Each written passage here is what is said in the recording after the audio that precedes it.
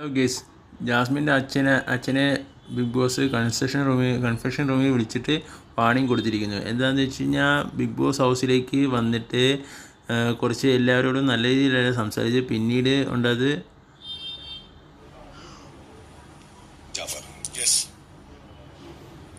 ഈ big boss വീട്ടിൽ ചില നിയമങ്ങളുണ്ട്.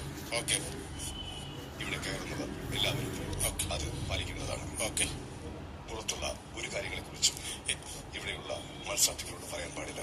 Okay, thank you. ഇപ്പോൾ നിങ്ങൾ സോഷ്യൽ മീഡിയയിലെ ഒരു കാര്യമാണ്. സോറി സംസാരിക്കും, എന്നെ പറയില്ല.